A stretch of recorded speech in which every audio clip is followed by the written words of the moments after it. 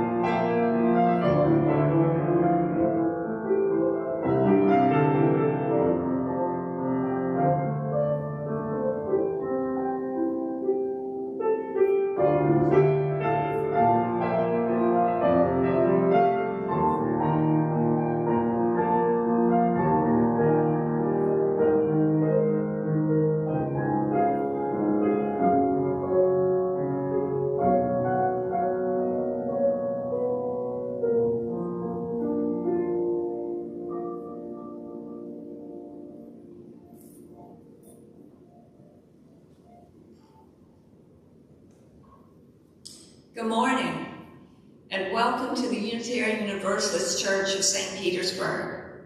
Whether you're watching this live streamed on YouTube right now, or watching it later as a recording, or among the few people who are here in the sanctuary this morning, you're welcome, and we're glad you're here.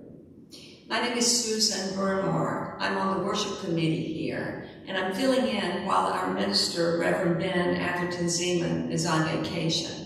Although I know he's not really on vacation, he's visiting another church. Today we continue one of our most popular series of worship services, our Journey Speakers. Today we welcome Stephanie Frick and Kathleen Wheel. They will share their thoughts about this question: what has brought you to this place at this time in your life today? It's a chance for us to get to know newer members of our congregation and learn from their journeys. We're grateful to both of you, Stephanie and Kathleen. In addition to the Journeys theme, our service will also acknowledge the beginning of Black History Month with our first reading by Amanda Gorman. It's an essay she wrote for the New York Times. It's titled, "Why I Almost Didn't Read My Poem at the Inauguration." I'm grateful to our Religious Education and Communications Coordinator, Janae Johnson, for sharing it with us. Music today is handled by our music director, John Arterton, his husband, James Mack, and Aaron Cassette at the piano. Kelly Olson, our office administrator, working with James, does the magic on the camera and the microphones to make all this happen. Plus, we have Annie Hall, Rebecca Wilson, and Laurie Clement to provide special music this morning. Our greeters are Leah Cannon and Jamie Bray, a great team for the whole Sunday morning. I'm really grateful to all of you. A few announcements before we start. As you can see, we're not holding in-person services right now. Our board and our safety committee have decided to keep our services live stream only through the month of February. We hope that we'll be back in person after that. It all depends on that thing called a virus. You may wonder why we have greeters if the sanctuary is technically closed. We want someone at the door to greet people who come here not knowing about our plans. That happens every Sunday. The greeters answer questions and allow people wearing masks to sit in the back pews if they like. Thank you to the membership team for providing that. Next Sunday, the 13th, we'll have a special treat for everyone. As you know, love is the spirit of this church, so we want to give everyone a Valentine. A group of Cupids are preparing little goodie bags for anyone who would like one to celebrate Valentine's Day and the love that we have for one another. You can drive by the church next Sunday from 12 to 1, or let us know if you would like to have one delivered that day, if you need that. Please let me or the office know this week so we'll know how many to prepare for. As I mentioned before, February is Black History Month. Several of us, including Reverend Ben, attended the opening ceremony and flag raising earlier this week at City Hall. It was especially meaningful this year because it was overseen by St. Petersburg's first Black mayor, Ken Welch. Also, you might not know that there's a different theme for Black History Month each year. This year, the theme is the importance of Black health and wellness. So you might expect to hear and read more on that topic this month. If you have other announcements, please type them into the chat online if you're watching live right now. Announcements to be shared out loud next week can be sent to the office this week, and we'll announce them from the pulpit. Our service begins now with music on the piano from Aaron.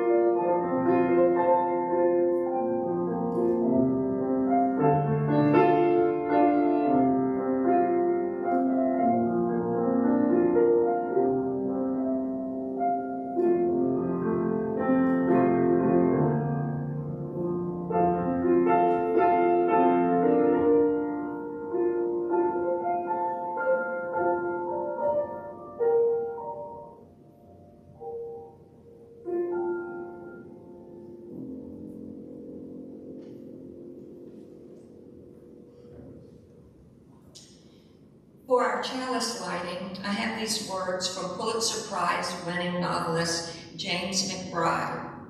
I started reading him because former President Barack Obama was quoted as saying James McBride is his very favorite author, and he writes his very funny novels. I thought that was a pretty good recommendation. In his memoir, The Color of Water, he wrote, "At the end of the day, there are some questions that have no answers, and then one answer that has no question. Love rules the game. Every time, all the time. That's what counts." The words we begin our service with each Sunday start with that word that counts the most, love. It's in the chat for you to follow along as John lights our chalice. Love is the spirit of this church, and service its law. This is our great covenant, to dwell together in peace, to seek the truth and love, and to help one another.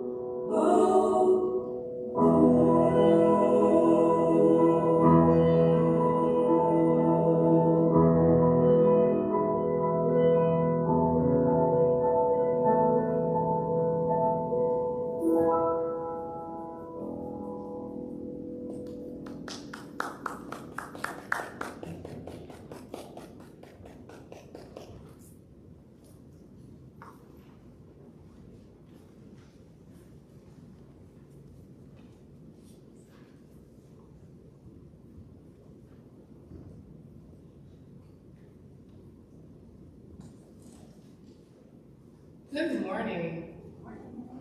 My name is Janae Johnson, and I'm here to read Amanda Gorman's Why I Almost Didn't Read My Poem at the Inauguration. It's told like this. Amanda Gorman performed at the inauguration, and the rest is history. The truth is, I almost declined to be the inaugural poet.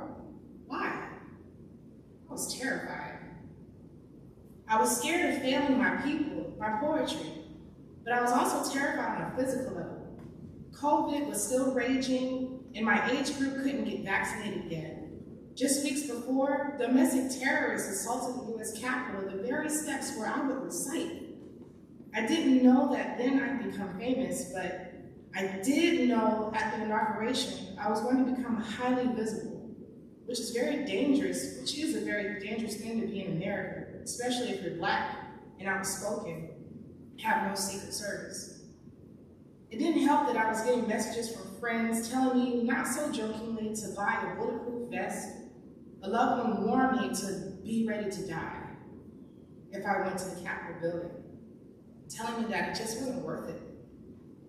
I got some texts praising the Lord. I got called pathologically insane, but I knew I could only answer the question for myself. Was this poem worth it? The night before, I was to give the inaugural committee my final decision. It felt like the longest of my life. And then it struck me. Maybe being brave enough doesn't mean lessening my fear, but listening to it. I closed my eyes in bed and let myself utter all the leviathans that I'd spend the rest of my life wondering what this poem could have achieved. There was only one way to find out. By the time the sun rose, I knew one thing for sure. I was going to be the 2021 inaugural poet. I can't say I was completely confident in my choice, but I was completely committed to it. I'm a firm believer that often terror is trying to tell us of a force greater than despair. In this way, I look at fear not as cowardice, but as a call forward, a summons to fight for what we hold dear. And now more than ever, we have every right to be affected, afflicted, affronted. If you're alive, you're afraid. If you're not afraid, then you're not paying attention. The only thing we have to fear is having no fear itself, having no feeling on behalf of whom and what we have lost, whom and what we loved. And now more than ever, we have every right to be affected. On the morning of Inauguration Day, I went through the motions of getting ready on autopilot, mindless and mechanical, doing my hair and makeup as even if I was anxiously practicing my poem. On the way to the Capitol building, I recited the mantra I say before my performance.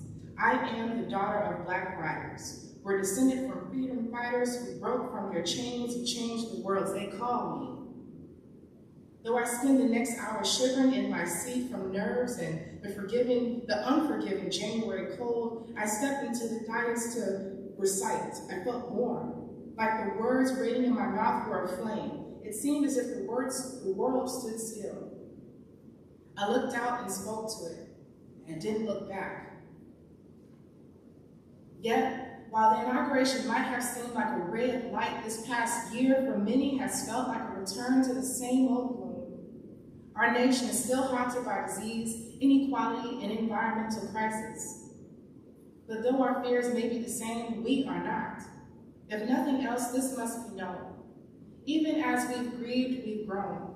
Even fatigued, we've found a way that this hill we climb is one we must mount together.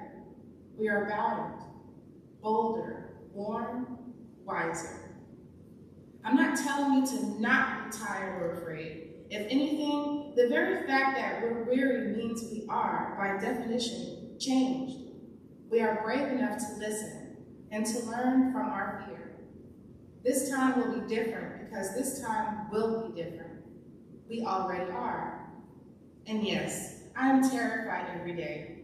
Yet fear can be love trying its best in the dark. So do not fear your fear. Own it. Free it. This isn't liberation that I or anyone can give you. It's a power you must look for, learn, love, and lead, and locate for yourself. Why? The truth is, hope isn't a promise that we give. It's a promise we live. Tell it like this: and we, like our words, will not rest. And the rest is history.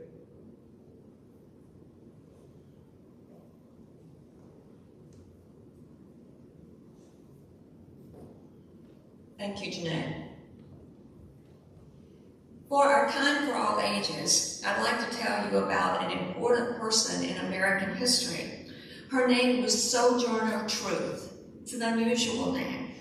She was a Black woman born in 1797. There's some surprising things to know about her. First, she was born into slavery, but not in the South. She was born in New York. The state of New York ended slavery in 1827 when she was about 30, but she escaped her enslavers a year before that. Her first language was Dutch, not English, and she never had the opportunity to learn to read or write. Even so, she became a very important inspirational speaker, spreading the word that slavery should be abolished. The United States Treasury has announced that someday the $10 bill will have a picture of Sojourner Truth on it. That's been held up a bit, but that's the promise. And finally, she was not named Sojourner Truth when she was born. Her name was Isabella Baumford.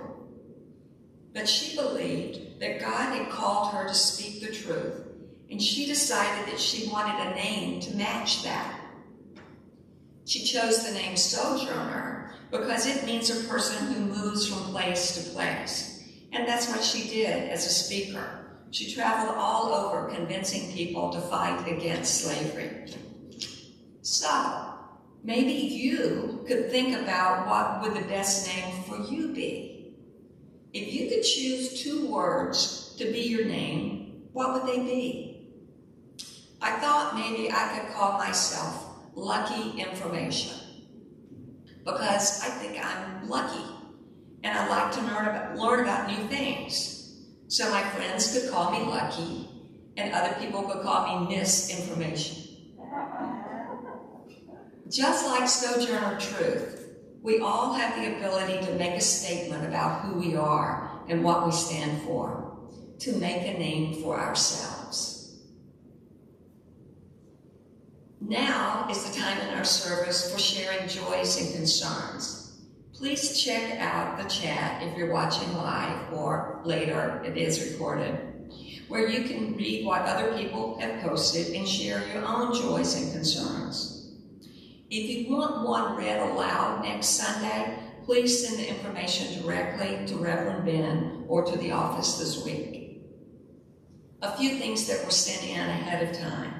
And John will place a stone in our water, symbolizing our community for each one.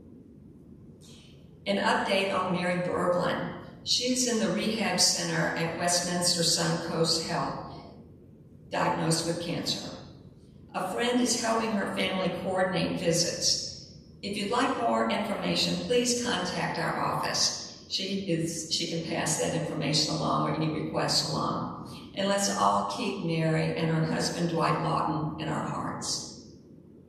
From Edna Whistler, please place a stone of deep love marking the passing of Mika Ellen Orzak. I loved her with all my heart. Geneva Nelson had a couple. First, a joy that 2 Sundays ago she was exposed to someone who tested positive for COVID, but she was tested and she's negative.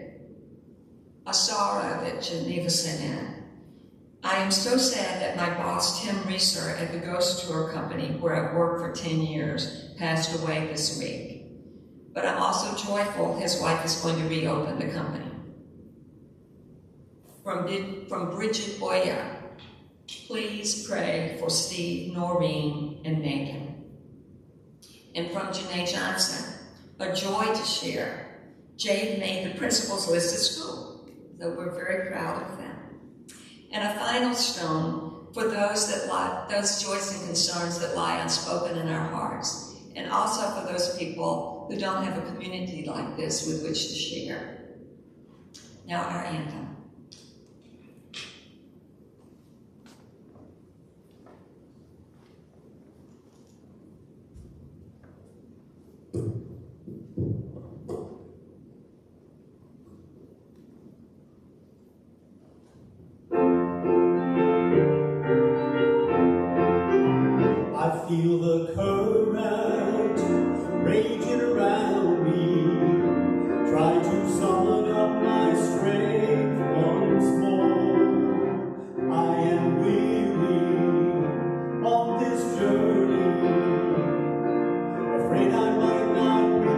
distant shore. I cry for help, feel like I'm sinking. There is no one near me I can see, but there you are, in the water with me. You take my hand and guide me graciously. Will you come with me on this journey? Every breath we take, keep reaching for the dawn. I know alone I will falter, but with a good friend near me I will carry on. There is a kindness in your smile and a gentleness within your speech.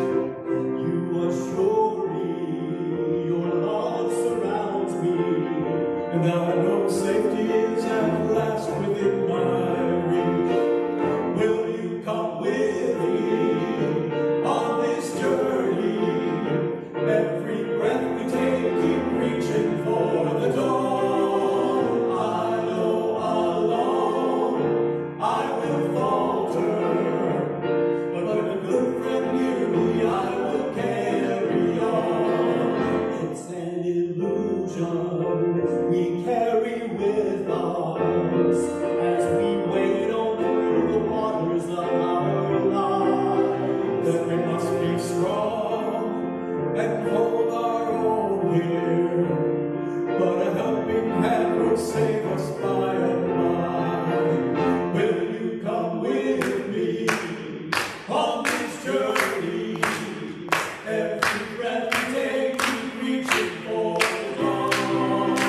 I know alone I will falter, but with a good friend near me I will carry on.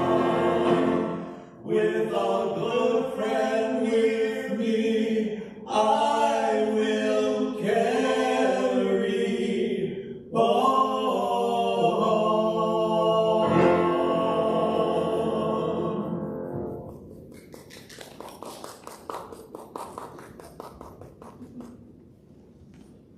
Our small group here is so happy to have heard that. That was great. Thank you.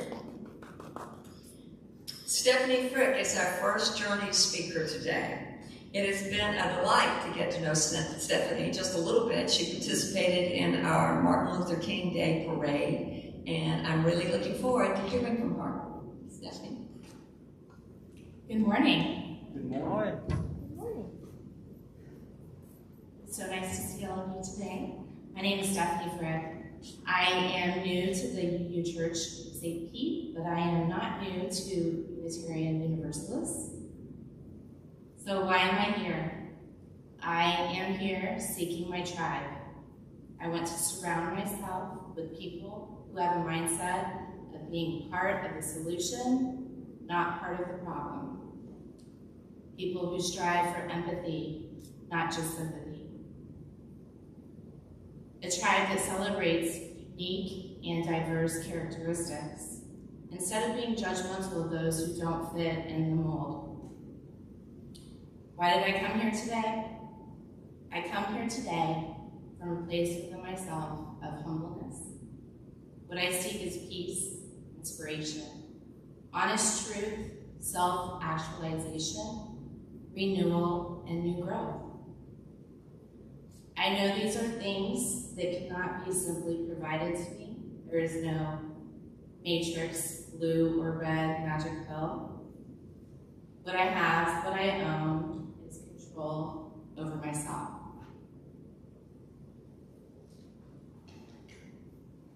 I am seeking my tribe to help me recognize and expand upon my unique gifts and talents, to inspire me towards being a better me. I know I cannot do this all on my own. At the same time, I realize I cannot rely on others to do this for me. What I ultimately seek is symbiosis, a mutual, unspoken agreement between unlikely friends that provides a benefit to us both. I seek permission to actively work on my self-growth. through listening and supporting you, the congregation of this church, for you to trust in me, promoting your spiritual journey as I trust you to promote mine. Please help me to help you.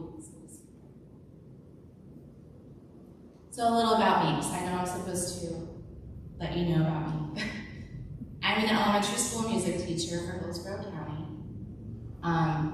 But when I meet people and they hear I'm a teacher, they say, oh, what do you teach? Oh, well, I teach music, but really what I teach is manners and respect. I teach approximately 1,000 children every week. That is not an exaggeration.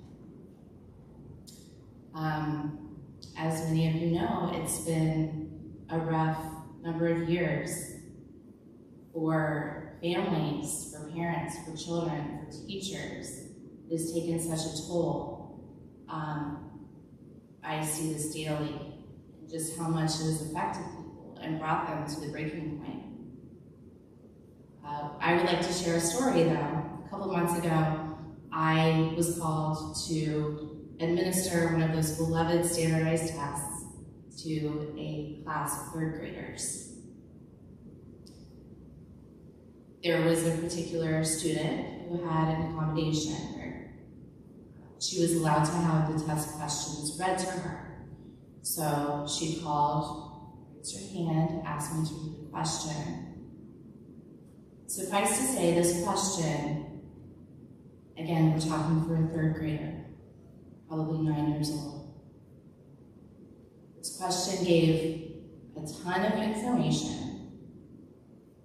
and as I read the question to this child, I'm thinking, oh my goodness, she was having a tough time with it. I was having a tough time with it. And then I left, let her think about it. I looked around the room, I realized all of the other children are also agonizing over this particular test question. The little girl raised her hand again, asked me to read the question again, which I did. Left for a while, then realized the little girl is crying. Here's the ultimate lesson that I learned behind this test question. The question gave all of this information, and the children were agonizing throughout this information to come up with the best answer. The correct answer was option D on this multiple choice question. Option D was, there is not enough information to answer this question. So finally I see the little girl again, she's in tears. I had already told her one time, like, move along, leave that question behind, just go on, do the best you can, come back. She's in tears. So I did what maybe I should have done, but I sat down next to her and I said, listen, this is a bad question. This question does not matter. This test does not matter. All that matters is that you tried your best, that you have a good heart. All that matters is what's in your heart, and that you know you showed up and tried the best of your ability. And I gave her a big hug, sent her to get some water, go wash her face in the bathroom. But I have thought about that a lot since then, because how often in life are we seeking the right answer, and all of this information we are trying to process, all of this stuff is being thrown at us, we're trying to find the right answer, and the correct answer is option D, there is not enough information to answer this question.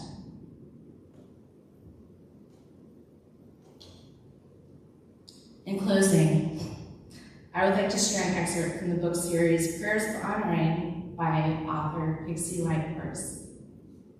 This is called Honoring Respect. Thank you for this day of reverent growth. I am seeking new ways to respect myself, you, the earth, and my dear ones. I am asking for your help to know what I value and treat it right. I'm asking for solid support in building my vocabulary, increasing my range to address all that I cherish. As I take inventory of those I deeply admire, teach me to see myself as worthy of high regard. Drive me to notice where I can develop keen listening and speak to my people with great care and consideration. Help me speak with sacredness on my mind. When I don't agree with what is being said, turn up my ability for high-frequency communication and awareness to the level I would most love to receive when I am in the same position. Coat my larynx in the language of conserving and protecting what is truly precious. Do not discover me traveling well-worn paths of resentment. Cultivate me in a terminology of sticking to the point, and help me see verbal violations as utterly dysfunctional. Help me receive the sentiment behind the words, because few will be able to say it like I want to hear it. For those I adore, build a tolerance in me to tap into the sweetness they attempt to convey. Protect them from my haphazard accusations of crimes they did not commit. Help me remember why I love them and why we are in a relationship. Reform our bonds and raise my level of integrity. Help me to offer confidentiality when called for and hold the intimacies of my beloveds with trust. I love this world and all natural things in it. Let me see myself and those close to me as part of the immense organic beauty. Lead me in the ways of protecting and preserving what I value. Concern me less with the stories holding me accountable. Let respect inform my actions. Help me acknowledge where I can pay more tribute. Warm my heart with the flame of reverence and gratitude for all living things. Establish in me the depth of recognition for all that needs my support. I am willing and able to give it. Sakatu. Okay.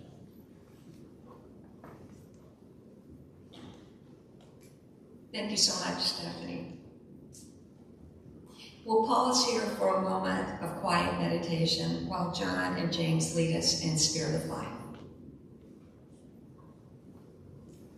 And we'll also have Rebecca and Annie and Laura.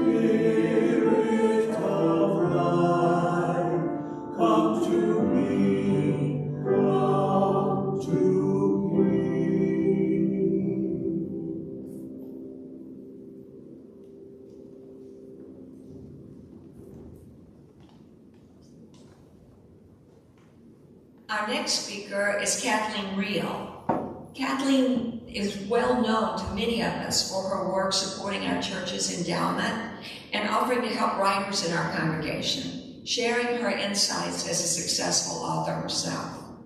We'll learn something more about her now.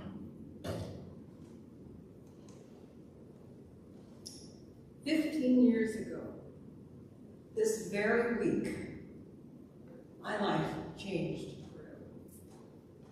February 6, 2007. That's when my best friend, soulmate. My husband died in my arms. Tom's death devastated me. 5 weeks after that, my widowed mother passed. And I was no stranger to death because less than 2 years before that, my daddy had died. You know, in the middle of all of this grief, my hat croaked. I thought I was going crazy. After a celebration of life service a few weeks later, I wrote something in my journal. This is what I wrote. I'm in transition, figuring out what blesses me and gives me joy now. Going forward, I want to invest my time, my money, my brains, and emotions in what I value most. I can and will reshape my future. Now that 2007 was a cataclysmic year for me. I asked for the changes, I didn't want them, but I got them. So I decided to make changes in my life by helping others. And I looked at new widows like me. How could I help them? I wrote a book, Forward I'm Grown, financial guidebook for widows, which, by the way, now has about 80,000 copies in circulation. I was asked to speak and teach across the country, did about 300 presentations, and I wrote oodles of articles that were published about and for widows. So you might say that I took what was incredibly painful grief, and that became a new purpose.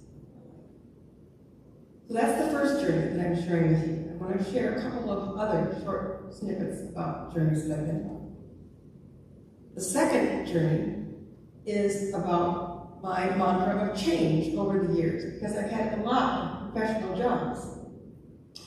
I chased chickens as a child and did chores on my family's farm when I was a little girl.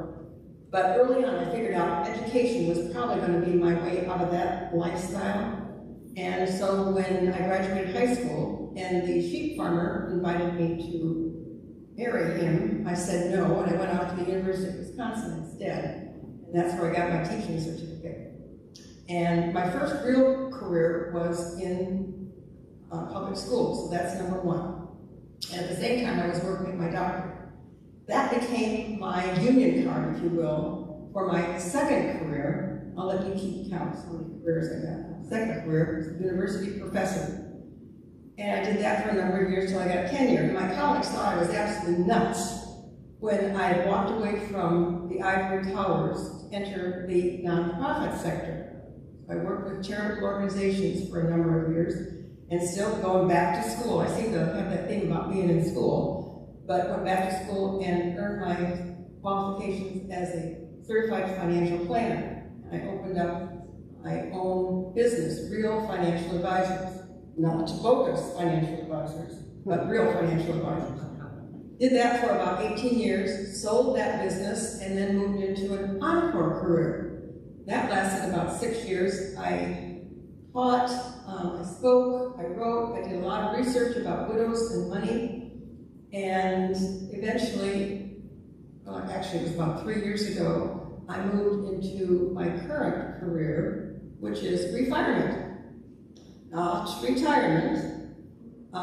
It's not traditional retirement. It's all about family and fun and focus, new purposes and friends and fitness, body, mind, spirit, those 5 good F words. And part of it, so how many have I got now? 5, and 5 careers. And part of what I'm doing now, I like writing poetry and memoir stories, and we're doing, Barbara Archibald and I are starting soon, we're restarting actually, our legacy storytellers writing group, and we've still got room for a few more participants, so talk to us about getting involved with that, and the legacy builder work that I'm doing here for the church. And so that's my second little snippet of journey, and you can say that the constant theme that there is change, and that has been my life. But you know, without change, there would be no butterflies. But the third snippet is about how I came to Unitarian Universalism. I am a Sunbird. I live part of the time in St. Pete here, and the summers I spend up in Saratoga Springs, New York. Now, a few years ago, one of my friends visited me up north, Saratoga Springs, and she was delighted to see that we had a UU congregation. I was giving her a little tour of our historic town. And she said, "Oh my gosh, there's a UU." And I said, "What is UU?" She said, "Oh my gosh, Kathleen, you don't even know it, but you are so UU. You need to go and visit there sometime." So about a month later, I went to a Sunday morning service, and I walked in, and the pianist is doing a prelude. It's a Stevie Wonder piece. And during the readings, there is poetry by poets that I like and I love. And there's nothing that's read from the Bible at all. And the minister is preaching about social justice. And then during the coffee hour that week, and I went the next week too, I met a Jewish gal. I met somebody who said they were an atheist. I met a Christian. I met a Buddhist. And I met a, well, sometimes sort of Wiccan. Wow, this is not the church that I knew at all in my past. And I continued attending. And at the end of that year, I signed a membership book. Count me in. All right, so now you're saying, okay, I got that, Kathleen, but what about St. Pete? How did you get here? Good question. When my later life love and husband, Charlie, yes, I did remarry, when we moved to St. Pete, almost 5 years ago, I thought, I wonder if there's a UU congregation nearby. And I Googled it and found it, oh my gosh, it's a walking distance. It's 9/10 of a mile. So I walked over that Sunday, just like I walked over this morning, and I met a similar community of bright, like-minded folks to what I had met up north. They were committed to social justice, that were involved with making a difference in the world, and I knew that I had found, using the term tribe, I had found my tribe, and this was a place for me. And within a year, I had also signed the membership book here. It's said that we are happiest when we feel that our lives have meaning, when we're making a positive difference. I strongly believe in that. And for me, it's also important to express my gratitude for all the blessings I've received in my life. And those blessings, I can say I appreciate by my actions, by my support for and involvement with causes and organizations that are important to me. Just like St. Pete, who is important to me, my congregation up north. I'm glad to be part of both. Thanks for listening to my little stories this morning. I could share many, many more, but these are 3 little snippets. I know some of your stories, but I want to learn more. So let's talk sometime. Namaste.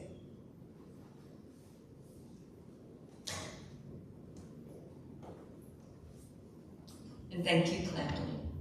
We're so glad that you're part of us, and that Stephanie has found a tribe here also. Now John will lead us in a verse of We Laugh, We Cry.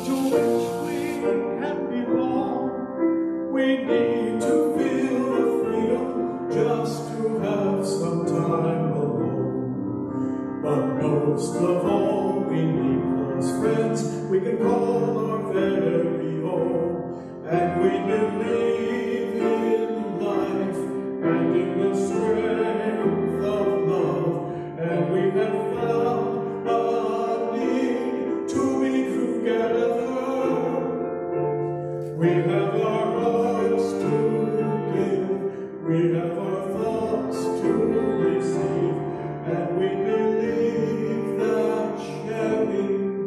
is an answer.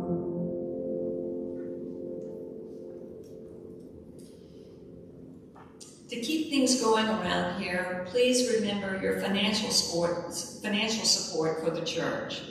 You can find information about donating on the screen in YouTube or on our homepage in Facebook or our website uusaintpete.org.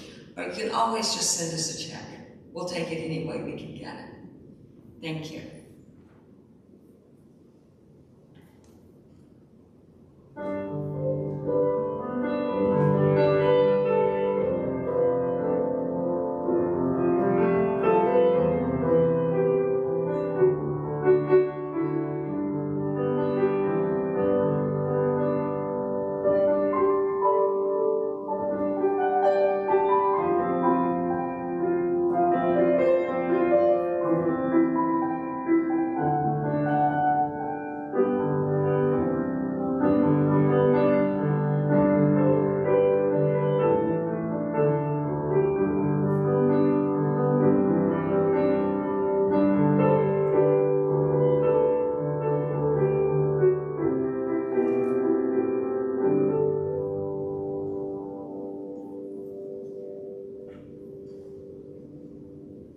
I hope you'll join us for a Zoom version of Coffee Hour in a few minutes. The Zoom link is on our website, in our newsletter, and you can see the meeting ID and information on the screen in a few minutes. It's also in the chat.